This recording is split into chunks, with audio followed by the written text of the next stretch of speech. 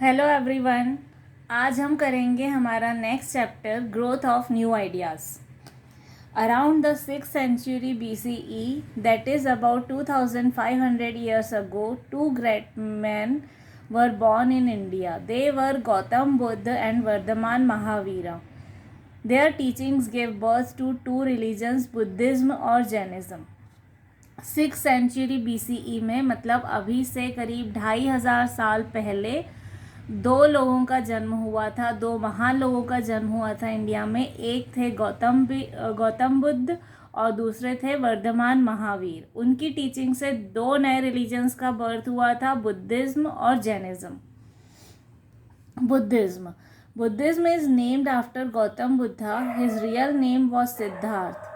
He was born at Lumbini. His father was the chief of the Shakya clan. Siddhartha had a comfortable life as a prince, yet he was not happy. Buddhism जो है वहाँ वो लिया गया है गौतम बुद्ध के नाम से। बुद्ध से आया बुद्धिज़्म। उनका रियल नेम जो था वो सिद्धार्थ था। उनका बर्थ जो था वो लुम्बिनी में हुआ था। उनके फादर जो थे वो शक्य क्लान के, शक्य समाज के वो चीफ थे।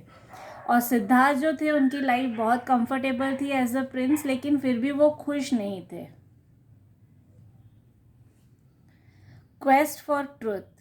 Prince Siddharth is believed to have seen four sights which left a deep impact on him. He saw a very old man, then a sick man, and finally a dead body. These sights left him disturbed and uneasy. He then saw an ascetic who appeared unaffected by the pain, sorrow, and misery around him. Siddharth decided to search for answers to the mystery of life and death. He wanted to find a solution to the suffering of mankind.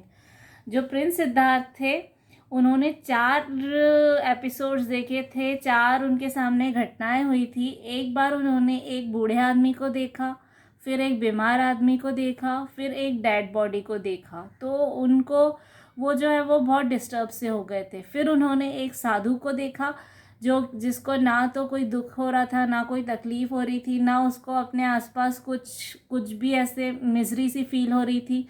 तो सिद्धार्थ को लगा कि ये क्या mystery है, life और death की क्या मिस्ट्री है, कैसे कोई खुश रहता है, कैसे कोई दुखी होता है, और जितना भी सफरिंग है हमारे समाज में ह्यूमन काइंड को, वो किस लिए है, इन सब के आंसर्स वो फाइंड करना चाहते थे। Siddharth left home to seek knowledge and the true meaning of life. For 6 years, he wandered from place to place. He learned to meditate. He sat beneath a peepal tree in Gaya and began to meditate. After many days of intense meditation, he discovered supreme knowledge and attained enlightenment.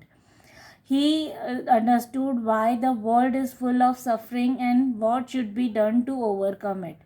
He thus became the Buddha, the enlightened or the awakened or the wise one. The peepal tree under which he attained enlightenment came to be known as the tree of wisdom और बोधि वृक्ष। सिद्धार्थ जो थे उन्होंने घर छोड़ दिया। वो चाहते थे कि सही मायने में नॉलेज क्या है, नॉलेज का सही मीनिंग क्या है, लाइफ का सही मीनिंग क्या है, वो ये फाइंड करना चाहते थे। तो 6 साल तक उन्होंने वो एक जगह से दूसरी जगह तक भटकते रहे। फिर उन्होंने मेडिटेशन सीखा। फिर गया में एक पीपल ट्री के नीचे बैठकर उन्होंने मेडिटेट करना स्टार्ट किया। और बहुत सारे दिन जब उन्होंने मेडिटेशन किया तो उनको अपने अंदर एक नॉलेज की फीलिंग हुई, उनको निर्वाण की प्राप्ति हुई। उनको ये समझ में आया कि इस दुनिया में इतनी सफरिंग क्यों है, इतना दुख दर्द क्यों है। तो जब उनको ये इनलाइटनमेंट हुआ उसके बाद उनका नाम पड़ा बुद्ध। बुद्ध मतलब इनलाइटेंड और अवेकन्ड, या जिसके पास बहुत सारा नॉलेज हो। और जो पीपल ट्री जिसके नीचे बैठकर उनको ये एनलाइटनमेंट मिला था, उस ट्री को बोला जाने लगा ट्री ऑफ विजडम या बोधि वृक्ष। From Gaya, the Buddha went to Sarnath. He gave his first sermon at the Deer Park in Sarnath. It is known as Dharma Chakra Parvartana.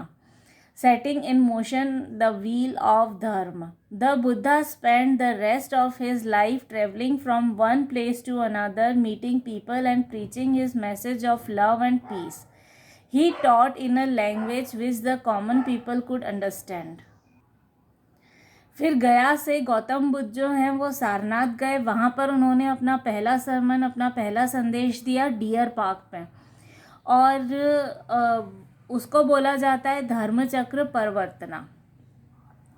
Buddha जो थे उन्होंने अपनी बाकी की पूरी लाइफ जो थी वो एक जगह से दूसरी जगह तक ट्रैवल करते रहे, लोगों से मिलते रहे, उनको प्यार का संदेश देते रहे, शांति से जीना सिखाते रहे, और वो जो भी संदेश देते थे, जो भी ज्ञान देते थे, जो भी बातें सिखाते थे, वो सब कॉमन लैंग्वेज में सिखाते थे, जिसको कॉमन मैन जो है वो इजीली समझ पाए।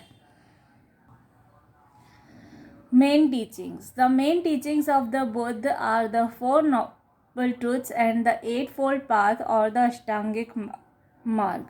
जो मेन टीचिंग्स हैं गौतम बुद्ध की वो 4 नोबल ट्रुथ हैं और 8 फोल्ड मार्ग है, 8 फोल्ड पाथ है, जिसको अष्टांगिक मार्ग भी बोला जाता है। अब वो 4 नोबल ट्रुथ क्या क्या हैं? The world is full of suffering. इस पूरी दुनिया में सफरिंग बहुत ज़्यादा है, दुख दर्द तकलीफ़ें हैं ही सही। The main cause of suffering is desire. और सफरिंग का जो मेन कॉज है डिज़ायर। जब कोई भी व्यक्ति इच्छा करता है, कुछ पाने की इच्छा करता है, किसी दूसरे व्यक्ति से कुछ करवाने की इच्छा करता है, तो जो भी हमारे डिज़ायर्स होते हैं वही जो हैं वो मेन रीज़न है हमारी सफरिंग्स का, हमारे दुख का, हमारे तकलीफ़ों का। One must get rid of desire to end suffering. और जब तक आपकी डिज़ायर्स ख़त्म नहीं होंगी, जब तक आपकी कुछ पाने की चाह, जब तक आपकी कुछ करने की चाह ख़त्म नहीं होगी, तब तक आपकी सफरिंग्स जो हैं वो ख़त्म नहीं होंगी। To end desire and end suffering one must follow the 8 fold path. और अगर आपको अपनी इच्छाओं की, डिज़ायर्स को ख़त्म करना है, और अगर डिज़ायर्स ख़त्म होंगे तो आपकी सफरिंग ख़त्म होगी, और अगर आप चाहते हो आपकी सफरिंग ख़त्म हो, डिज़ायर्स ख़त्म हो, तो उसके लिए हमको 8 फोल्ड पाथ फॉलो करना पड़ता है, अष्टांगिक मार्ग का फॉलो करना पड़ता है। नाउ लेट्स सी कि वो 8 फोल्ड पाथ अष्टांगिक मार्ग है क्या। Right thought, right belief, right speech, right action, right means of livelihood, right effort, write memory and right meditation. अब वो अष्टांगिक मार्ग क्या है? आपकी सोच सही होनी चाहिए, आपके विचार सही होने चाहिए, आपके विश्वास सही होने चाहिए, आपको सही बोलना चाहिए, आपके एक्शंस, आपके कर्म सब सही होने चाहिए, आपका मीन्स ऑफ लाइवलीहुड जो है, दैट इज़ जो भी आपका कमाई का ज़रिया है, आमदनी का ज़रिया है, वो सही होना चाहिए, आपके एफर्ट सही होने चाहिए, आपकी मेमोरी सही होनी चाहिए, और आपको सही मेडिटेशन करना आना चाहिए। ये जो है ये अष्टांगिक मार्ग है। The Buddha believed that the 8 fold path led a person to the middle path, that is, a balanced life or a life of moderation. He said that a person should neither live in great luxury nor should he give up everything and suffer. Leading a balanced life would help a person attain moksha and nirvana. अब बुद्धा जो है उनका ये मानना था कि अगर आप 8 फोल्ड पाथ को फॉलो करते हो तो वो एक मिडिल पाथ होता है, जिससे आपकी लाइफ जो है वो बैलेंस्ड होती है, मॉडरेट होती है, कि पर्सन को ना तो बहुत ज़्यादा लग्जरियस लाइफ जीनी चाहिए और ना ही दुख तकलीफ में गुजारा करना चाहिए। ऐसा भी नहीं होना चाहिए कि बहुत ज़्यादा लग्जरी, और ऐसा भी नहीं होना चाहिए कि बहुत ज़्यादा कमी है। जो बैलेंस लाइफ होती है उसी से मोक्ष की या निर्वाण की प्राप्ति होती है। The Buddha did not approve of rituals and animal sacrifices. He laid stress on ahimsa or non-injury to all living beings. He was against the caste system and wanted all people to be treated equally. Buddha जो थे उनको कभी भी rituals को approve नहीं करते थे, उनको एनिमल सेक्रीफाइसेस, जो भी एनिमल्स की बलि दी जाती है, वो उसके अगेंस्ट थे बिल्कुल। और उनका पूरा जोर जो होता था वो पूरा स्ट्रेस डालते थे अहिंसा और नॉन इंजरी पे। वो नहीं चाहते थे कि किसी भी लिविंग बीइंग को कोई भी तकलीफ़ हो। और जो कास्ट सिस्टम है वो उसके अगेंस्ट भी थे। वो ये चाहते थे कि कास्ट सिस्टम नहीं होना चाहिए, all human beings are equal, सारे ह्यूमन बींग्स जो हैं वो इक्वल है। द संघ, The Buddha and his disciples established many monasteries. Some monasteries, especially in Western India, were cut out in the hills. Buddhist monks lived in these monasteries. They stayed together in the Sangha. Both men and women could join the Sangha. The monks and nuns led a simple life, meditated much of the time, and collected the teachings of the Buddha.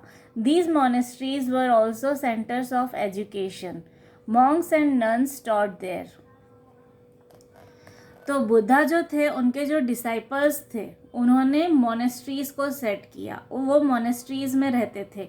और जो जितनी monasteries हैं, specially western India में जो monasteries हैं, वो hills को काट कर बनाई गई हैं.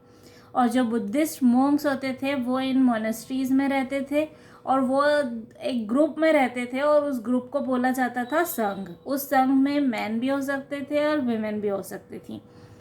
जो मैन होते थे वो मॉन्क्स होते थे और जो विमेन होती थी वो नन्स होती थी. और वो हमेशा एक सिंपल लाइफ जीते थे, मेडिटेट करते रहते थे और जो बुद्धा की टीचिंग्स हैं वो उनको कलेक्ट करते रहते थे और दूसरे लोगों को सिखाते रहते थे.